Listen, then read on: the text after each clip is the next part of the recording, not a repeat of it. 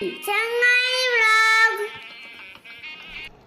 Hi friends, welcome to Changayi vlog.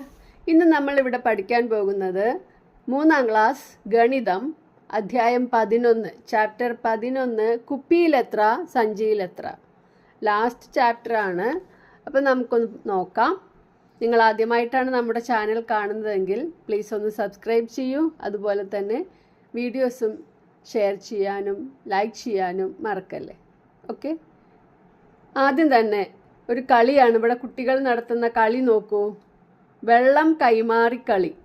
നിങ്ങൾ കളിക്കാറുണ്ടോ ഈ കളി? ചിത്രത്തിൽ എന്തൊക്കെയാണ് കാണുന്നത്? കുട്ടികൾ എന്തൊക്കെയാണ് ചെയ്യുന്നത് എന്ന് കണ്ടോ? കുട്ടികൾ വെള്ളം കൈമാറി കളിക്കുകയാണ്. ഈ കളി എങ്ങനെയാണ് കളിക്കുന്നത്? 5 or 6 കുട്ടികൾ വീതമുള്ള ഓരോ ഗ്രൂപ്പുകളാവണം. ഒന്നാമത് നിൽക്കുന്ന ആളുടെ മുന്നിൽ ഒരു ബക്കറ്റിൽ വെള്ളം വയ്ക്കണം.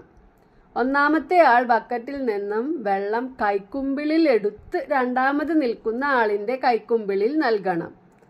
രണ്ടാമത്തെ ആൾ മൂന്നാമത്തെ ആളിനും, മൂന്നാമത്തെ ആൾ നാലാമത്തെ ആളിനും അങ്ങനെ കൈമാറി ഒടുവിൽ നിൽക്കുന്ന കുട്ടി അരികിൽ വെച്ചിട്ടുള്ള കുപ്പിയിൽ ആ വെള്ളം ഒഴിക്കണം.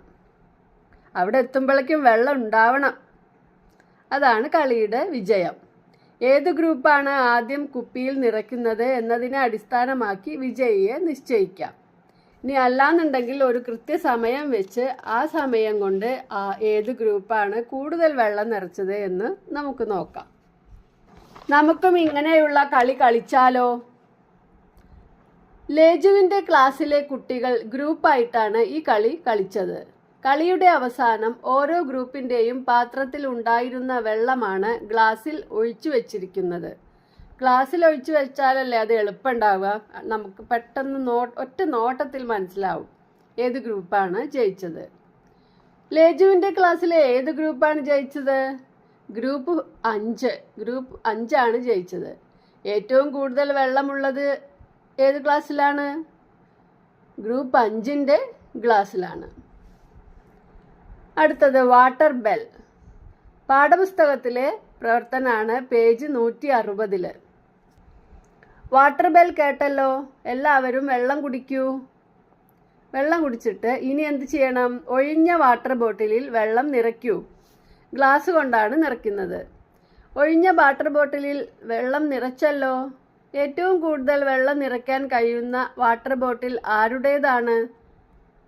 എത്ര ഗ്ലാസ് വെള്ളം നിറയ്ക്കാം എന്നൊക്കെയാണ് നമ്മളിത് വെള്ളം നിറയ്ക്കുമ്പോൾ നിരീക്ഷിക്കേണ്ടത്. കുപ്പിയിലെത്ര? 5 കുപ്പികൾ ഇവിടെ നിരത്തി വെച്ചിട്ടുണ്ട് അല്ലേ? ഏത് കുപ്പിയിലാണ് ഏറ്റവും കൂടുതൽ വെള്ളം കൊള്ളുന്നത്? നമുക്കറിയാം, രണ്ടാമത്തെ കുപ്പിയിൽ അല്ലേ? ആ കുപ്പിക്ക് ചുറ്റും ഒരു വട്ടം വരയ്ക്കും. ഏറ്റവും കുറവ് വെള്ളം കൊള്ളുന്ന കുപ്പി ഏതാണ്? അതും നമുക്കറിയാം, 5ാമത്തെ കുപ്പി അല്ലേ?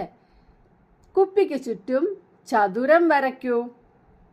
ഓക്കെ, ചതുരവും വട്ടമൊക്കെ നിങ്ങൾക്ക് അറിയാലോ അല്ലേ? ഓക്കെ. എൻ്റെ കുപ്പിയിൽ 1 ലിറ്റർ വെള്ളം നിറയ്ക്കാമെന്ന് അമ്മ പറഞ്ഞു. കുപ്പിയിലെ വെള്ളം 1 ലിറ്റർ ആണോ എന്ന് അളന്നു നോക്കിയാലോ? നിങ്ങൾ ലിറ്റർ പാത്രം കണ്ടിട്ടുണ്ടോ? 1 ലിറ്റർ അളക്കുന്ന പാത്രം. അടുത്ത പ്രവർത്തനം നോക്കൂ. വാങ്ങുന്ന സാധനങ്ങൾ. നിങ്ങളുടെ വീട്ടിൽ 1 ലിറ്റർ അളവിൽ വാങ്ങുന്ന സാധനങ്ങൾ ഏതെല്ലാം? എന്തൊക്കെയാണ് ലിറ്റർ അളവിൽ വാങ്ങുക? 1 ലിറ്റർ, അല്ലെങ്കിൽ അതിൻ്റെ പകുതിയാണെങ്കിൽ 1/2 ലിറ്റർ, അല്ലെങ്കിൽ അതിൻ്റെ ഇരട്ടിയാണെങ്കിൽ 2 ലിറ്റർ. അങ്ങനെ ലിറ്റർ അളവിൽ വാങ്ങുന്ന സാധനങ്ങൾ ഏതൊക്കെയാണ്? പാൽ, വെളിച്ചെണ്ണ, പാം ഓയിൽ, അതേപോലെ നമ്മൾ കുടിക്കുന്ന പാനീയങ്ങൾ, കുപ്പിവെള്ളം, പെയിൻറ്, പെട്രോള്, മണ്ണെണ്ണ, പിന്നെ എന്തൊക്കെ ഉണ്ട്? അതെല്ലാം നിങ്ങൾ ഇവിടെ എഴുതണം. ഇവയൊക്കെ നമ്മൾ വാങ്ങുന്നത് ലിറ്റർ അളവിലാണ്. 1 ലിറ്റർ, 1/2 ലിറ്റർ, 2 ലിറ്റർ, 3 ലിറ്റർ, അങ്ങനെയുള്ള അളവിൽ. അതിലും ചെറിയ അളവിലും നമ്മൾ വാങ്ങാറുണ്ട്. എങ്ങനെയാണ്? 1 ലിറ്ററിനേക്കാൾ ചെറിയ അളവ് എന്ന് പറഞ്ഞാൽ 1/2 ലിറ്റർ ആവാം. അല്ലെങ്കിൽ 1/2 ലിറ്റർ എന്ന് പറഞ്ഞാൽ 500 മില്ലി ലിറ്റർ. 1/2 ലിറ്റർ എന്ന് പറഞ്ഞാൽ എന്താണ്? 500 മില്ലി ലിറ്റർ. അതൊക്കെ നമുക്ക് വീണ്ടും പഠിക്കാം. ഇവിടെ അളക്കാം നിറയ്ക്കാം എന്ന പ്രവർത്തനം നോക്കാം. അളവ് പാത്രങ്ങളുടെ ചിത്രം കണ്ടോ നിങ്ങൾ? അതിലൊക്കെ എഴുതി വെച്ചിട്ടുണ്ട് 2 ലിറ്റർ, 1 ലിറ്റർ, പിന്നെ ചിലതിൽ 500, 200, 50, 100 എന്നൊക്കെ എഴുതിയിട്ടുണ്ട് അല്ലേ? 1 ലിറ്ററിൻ്റെ ചോടയുള്ള അളവുകളാണ് 500 milli litre, 200 milli litre, 50 milli litre, 100 milli litre, ഇതൊക്കെ. പിന്നെ ഒരു വാട്ടർ ബോട്ടിൽ ഇരിക്കുന്നുണ്ട് അല്ലേ? അതിൽ അളവ് എത്രയാണെന്ന് നമുക്ക് പറയാൻ പറ്റില്ല. അളവ് പാത്രങ്ങൾ ഉപയോഗിച്ച് നിങ്ങളുടെ വാട്ടർ ബോട്ടിലിൽ എത്ര വെള്ളം നിറയ്ക്കാം എന്ന് നോക്കൂ. നിങ്ങളുടെ സ്കൂളിൽ എല്ലാവരുടെ സ്കൂളിലും ഇത്തരം അളവ് പാത്രങ്ങൾ ഉണ്ടായിരിക്കും. അത് ഉപയോഗിച്ച് നിങ്ങളുടെ വാട്ടർ ബോട്ടിലിൽ എത്ര വെള്ളം നിറയ്ക്കാമെന്ന് അളന്നു നോക്കൂ. ഓരോരുത്തരുടെയും വാട്ടർ ബോട്ടിലുകളിൽ വെള്ളം നിറയ്ക്കണം. ഏതെല്ലാം അളവ് പാത്രങ്ങൾ ഉപയോഗിക്കാം എന്നും അതിന് പകരം ഒരു അളവ് പാത്രം മതിയോ എന്നും പരിശോധിച്ച് നോക്കൂ. ഇപ്പോൾ 200 മില്ലി ലിറ്റർ, 200 മില്ലി ലിറ്റർ, വീണ്ടും 200 മില്ലി ലിറ്റർ, അങ്ങനെ നമ്മൾ അളക്കുന്നതിന് പകരം ഏതെങ്കിലും ഒരു പാത്രം ഉപയോഗിച്ചാൽ മതിയോ എന്നും കൂടി നോക്കണം എന്നാണ് പറയുന്നത്. ഓക്കെ, ഇപ്പോൾ 500 മില്ലി ലിറ്റർ ആവണമെങ്കിൽ നമുക്ക് 200 മില്ലി ലിറ്ററും 200 മില്ലി ലിറ്ററും 100 മില്ലി ലിറ്ററും കൂട്ടിയിട്ട് അങ്ങനെ അളക്കാം. അല്ലെങ്കിൽ 500 മില്ലി ലിറ്റർ പാത്രം കൊണ്ട് ഒരൊറ്റ അളവ് അളന്നാൽ മതി അല്ലേ? അങ്ങനെയുള്ള അളവ് കണ്ടുപിടിച്ച് പട്ടികയാക്കണം. നമുക്ക് അളവ് പാത്രം ഉണ്ടാക്കാം. ഏതൊക്കെ അളവ് പാത്രമാണ് ഇവിടെ ഉണ്ടാക്കാൻ വിചാരിക്കുന്നത്? 1 ലിറ്ററിൻ്റെ, 500 മില്ലി ലിറ്ററിൻ്റെ, 200 മില്ലി ലിറ്ററിൻ്റെ, ഏതാണ് നിങ്ങൾക്ക് സൗകര്യമായ പാത്രം കിട്ടുന്നത് എന്ന് വെച്ചാൽ അതിനനുസരിച്ച് ഉണ്ടാക്കാം. അതിനെങ്ങനെ ഉണ്ടാക്കുക? നമുക്ക് ഒഴിഞ്ഞ കപ്പുകൾ ഉപയോഗിച്ച് അളവ് പാത്രങ്ങളുടെ സഹായത്തോടെ നമുക്ക് അളവ് പാത്രങ്ങൾ ഉണ്ടാക്കാൻ പറ്റും. അതിനായി നമുക്ക് 1 litre, 500 milli litre, 200 milli litre അളവ് പാത്രങ്ങൾ ആദ്യം എടുക്കുക. അതിനുശേഷം നമ്മൾ ഒഴിഞ്ഞ കുപ്പി എടുക്കുക. ഇപ്പം നമ്മൾ കുപ്പി വെള്ളം വാങ്ങുന്നത്, ജ്യൂസ് വാങ്ങുന്നത് ഒക്കെ കുപ്പികളുണ്ടാവും. അപ്പോൾ ആ കുപ്പികളിലേക്ക് ആദ്യം നമ്മൾ 1 ലിറ്ററിൻ്റെ അളവ് പാത്രം എടുത്തിട്ട് അതിൽ ഒഴിച്ചു നോക്കുക. 1 ലിറ്റർ നല്ല പാകമായ കുപ്പി ഏതാന്ന് നോക്കിയിട്ട് അതിന് നമ്മൾ 1 ലിറ്റർ എന്ന് അടയാളപ്പെടുത്തി വയ്ക്കുക. അതേപോലെ 500 മില്ലി ലിറ്ററിൻ്റെ അളവ് പാത്രം എടുത്ത് അതിൽ വെള്ളം നിറച്ച് മറ്റൊരു പാത്രത്തിലേക്ക് ഒഴിച്ചു നോക്കുക. അത് കറക്റ്റ് ആവുന്ന ആ പാത്രത്തിനെ നമ്മൾ 500 മില്ലി ലിറ്റർ അളവ് പാത്രമായി കണക്കാക്കുക. ഇതുപോലെ നിങ്ങൾ അളവ് പാത്രങ്ങൾ ഉണ്ടാക്കുക. ലിറ്ററിനേക്കാൾ ചെറിയ അളവാണ് മില്ലി ലിറ്റർ. 1 ലിറ്ററിനേക്കാൾ ചെറിയതിനൊക്കെ നമ്മൾ പറയുന്നത് മില്ലി ലിറ്റർ അളവിലാണ്. ഓക്കെ, ഏതൊക്കെ സാധനങ്ങളാണ് നമ്മൾ 1 ലിറ്ററിനേക്കാൾ കുറഞ്ഞ അളവിൽ വാങ്ങിക്കുന്നത്? സാധനങ്ങളുടെയും അളവും പേരും നമുക്കൊന്ന് എഴുതി നോക്കാം. പാൽ ഒരു പാക്കറ്റിൽ കൊള്ളുന്നത് 500 മില്ലിയാണ്. മില്ലി ലിറ്റർ എന്നതിനെ നമുക്ക് ലി എന്നെഴുതാം. അതുപോലെ ലിറ്ററിനെ ലി എന്നും പറയാം. അപ്പം 500 മില്ലി ലിറ്റർ എന്നുള്ളതിന് 500 മില്ലി. പിന്നെ മരുന്ന് നോക്കൂ. ഈ മരുന്നിൽ 200 ml ആണ് ഈ കുപ്പിയിൽ കൊള്ളുന്നത്. അപ്പോൾ മരുന്ന് എന്ന് എഴുതാം നമുക്ക്. ഇതിൻ്റെ പേര് സിങ്കോവിറ്റാണ്. ഈ മരുന്ന് 200 ml കുപ്പിയാണിത്. 200 മില്ലി. ഈ മരുന്ന് നോക്കൂ. ലെവോളിൻ എന്ന ഈ മരുന്ന് ഇത് 100 ml കുപ്പിയാണ്. അടുത്തത് നോക്കൂ. ഈ ജ്യൂസിൻ്റെ കുപ്പി നോക്കാം. ഈ ഫ്രൂട്ടിയുടെ കുപ്പിയിൽ കൊള്ളുന്നത് 500 ml ആണ്. ഇത് അവിടെ എഴുതിയിട്ടുണ്ട് 500 ml, 500 മില്ലി. ഇവിടെ നോക്കാം. ഈ സ്പ്രേയിൽ കൊള്ളുന്നത് 150 ml ആണ്. ഈ സ്പ്രേയിൽ കൊള്ളുന്നത് 150 ml ആണ്. അപ്പോൾ 1 ലിറ്റർ അളവിലും കുറവുള്ള അളവുകളെ അളക്കാൻ വേണ്ടിയിട്ടും നമ്മൾ ഉപയോഗിക്കുന്നതാണ് മില്ലി ലിറ്റർ. ഓക്കെ, ഇനി നമുക്ക് നോക്കാം എത്ര വെള്ളം. നിങ്ങൾ ഒരു ദിവസം എത്ര ഗ്ലാസ് വെള്ളം കുടിക്കുന്നുണ്ട്? നമ്മൾ അളന്ന് നോക്കിയിട്ടൊന്നുമല്ല കുടിക്കുന്നത് അല്ലേ? ദാഹിക്കുമ്പോൾ അങ്ങനെ കുറച്ചീശ കുടിക്കുകയാണ്. അപ്പം നിങ്ങൾ ഒരു ദിവസം 1 ലിറ്റർ കുപ്പിയിൽ, വെള്ളക്കുപ്പി ഉണ്ടാവുമല്ലോ, ആ ഒരു വെള്ളക്കുപ്പിയിൽ അല്ലെങ്കിൽ നിങ്ങൾ ഉണ്ടാക്കിയ അളവ് പാത്രം അതിൽ 1 ലിറ്റർ വെള്ളം എടുത്ത് വെക്കുക. എന്നിട്ട് നിങ്ങളത് കുടിക്കുക. അത് കഴിയുമ്പോൾ വീണ്ടും അതിൽ നിറച്ചതിന് ശേഷം അതിന്ന് കുടിക്കുക. അപ്പോൾ നിങ്ങൾക്ക് ഒരു ദിവസം നിങ്ങൾ എത്ര വെള്ളം കുടിക്കുന്നുണ്ട് എന്ന് മനസ്സിലാവും. 2 ലിറ്റർ വെള്ളം കുടിക്കുകയാണെങ്കിൽ വളരെ നല്ലതാണ്.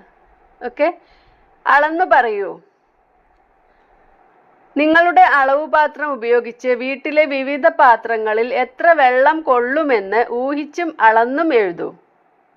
ആദ്യം നമ്മളൊന്ന് ഊഹിക്കണം. ഇപ്പം ഈ പാത്രം ഒരു ബക്കറ്റാണ് ഇരിക്കുന്നത് അല്ലേ? ഈ ബക്കറ്റ് കാണുമ്പോൾ ഇതിൽ എത്ര വെള്ളം കൊള്ളുമെന്ന് ഊഹിച്ച് പറയണം. 3 ലിറ്റർ ആയിരിക്കുമോ, 4 ലിറ്റർ ആയിരിക്കുമോ, അങ്ങനെ നമ്മൾ നോക്കുക. എന്നിട്ട് ആദ്യം ഊഹിച്ചത് അവിടെ എഴുതിയിട്ട് ഓരോന്നിലും ഊഹിച്ചെഴുതി കഴിഞ്ഞതിന് ശേഷം ഓരോന്നിലും അളന്ന് ഒഴിച്ച് നോക്കുക. എന്നിട്ട് അതും ഇവിടെ എഴുതണം. നിങ്ങളുടെ വീട്ടിൽ നിങ്ങൾ എടുക്കുന്ന പാത്രത്തിൻ്റെ അളവാണ് എഴുതേണ്ടത്. നമുക്ക് അളന്നെഴുതാൻ ഏറ്റവും സുഖമാണ് നമ്മുടെ വെള്ളക്കുപ്പികൾ അല്ലേ? ഇപ്പോൾ ജ്യൂസിൻ്റെ കുപ്പി ഉണ്ടെങ്കിൽ 500 ml കുപ്പി നമുക്ക് എടുക്കാം. മരുന്നിൻ്റെ കുപ്പി ഉണ്ടെങ്കിൽ 100 ml എടുക്കാം. അങ്ങനെ നമുക്ക് അളന്ന് എഴുതാം. ഓക്കെ, അപ്പോൾ ഈ പട്ടിക നിങ്ങൾ പൂർത്തിയാക്കുക. പാൽ സൊസൈറ്റി. ലേജുവിൻ്റെ അച്ഛൻ സൊസൈറ്റിയിൽ പാൽ കൊടുത്തു. 2 ലിറ്റർ പാത്രം കൊണ്ട് 2 തവണ പാൽ അളന്നു. 1 ലിറ്റർ പാത്രം കൊണ്ട് 1 തവണയും അളന്നു. ലേജുവിൻ്റെ അച്ഛൻ സൊസൈറ്റിയിൽ എത്ര ലിറ്റർ പാൽ കൊടുത്തു? ഈസിയാണ് അല്ലേ? ആദ്യം 2 ലിറ്റർ പാത്രം കൊണ്ട് 2 തവണ, അപ്പോൾ 2 2, അതായത് 2 2 4. പിന്നെ 1 ലിറ്റർ പാത്രം കൊണ്ട് 1 തവണ അളന്നു, അപ്പോൾ 1 ലിറ്ററും കൂടി കൂടി, അപ്പോൾ 4 1 5 ലിറ്റർ. എത്രയാണ്? 5 ലിറ്റർ. ലേജുവിൻ്റെ അച്ഛന് ശേഷം പാൽ കൊടുത്തത് ജാനകി ചേച്ചിയായിരുന്നു. 1 ലിറ്റർ അളവ് പാത്രം കൊണ്ട് 3 തവണയും 200 മില്ലി ലിറ്റർ പാത്രം കൊണ്ട് 2 തവണയും പാൽ അളന്നൊഴിച്ചു. ജാനകി ചേച്ചി എത്ര ലിറ്റർ പാൽ കൊടുത്തു? 1 ലിറ്റർ പാത്രം കൊണ്ട് 3 തവണ അളക്കുകയാണ്, അപ്പോൾ 3 ലിറ്റർ ആയി അല്ലേ? 200 മില്ലി ലിറ്റർ പാത്രം കൊണ്ട് 2 തവണ അളന്നാൽ 2 200. 2 200 എത്രയാണ്? 200 200 400. 2 200 400 മില്ലി ലിറ്റർ ആയി. അപ്പോൾ ആദ്യത്തെ 3 ലിറ്ററും ഇപ്പോഴത്തെ 400 മില്ലി ലിറ്ററും കൂടി കൂട്ടണം. ആകെ പാലിൻ്റെ അളവ് എത്രയാണ്? 3 ലിറ്റർ 400 മില്ലി ലിറ്റർ. അടുത്തത്, പാല് വാങ്ങാൻ വന്ന ചായക്കടക്കാരൻ ബഷീറിന് 3 ലിറ്റർ പാൽ കൊടുത്തത് ലേജുവിൻ്റെ അച്ഛൻ കൊടുത്ത പാലിൽ നിന്നായിരുന്നു. ചായക്കടക്കാരൻ ബഷീറിന് എത്രയാണ് പാല് കൊടുത്തത്? 3 ലിറ്റർ പാൽ കൊടുത്തു. അത് ലേജുവിൻ്റെ അച്ഛൻ കൊടുത്ത പാലിൽ നിന്നാണ്. അപ്പോൾ ഇനി അതിൽ എത്ര ബാക്കിയുണ്ട്? ലേജുവിൻ്റെ അച്ഛൻ എത്രയാണ് കൊടുത്തത്? 5 ലിറ്റർ. അതിൽ നിന്നും ബഷീറിന് കൊടുത്തത് 3 ലിറ്റർ. അപ്പോൾ 5 ലിറ്ററിന് 3 ലിറ്റർ കൊടുത്താൽ ബാക്കി എത്രയാണ്? 5 ലിറ്റർ കുറയ്ക്കണം 3 ലിറ്റർ. 5ന്ന് 3 കുറച്ചാൽ 2 ലിറ്റർ. അടുത്തത് നോക്കൂ, ചെറിയ അളവ്. ചിത്രത്തിൽ കാണുന്ന ഉപകരണങ്ങൾ ഉപയോഗിക്കുന്ന സന്ദർഭങ്ങൾ ഇല്ലേ? എഴുതൂ. എന്താണ് അതിലത്തെ ഓരോന്നും എന്താണ് നോക്കൂ. വളരെ കുറച്ച് അളവിൽ മാത്രം ഉപയോഗിക്കേണ്ടി വരുന്ന സമയത്താണ് നാം ഇത്തരം ഉപകരണങ്ങൾ ഉപയോഗിക്കുന്നത്. ആദ്യത്തേത് എന്താണ്? നമ്മൾ ഫില്ലർ എന്ന് പറയും, അല്ലെങ്കിൽ ഡ്രോപ്പർ എന്ന് പറയും.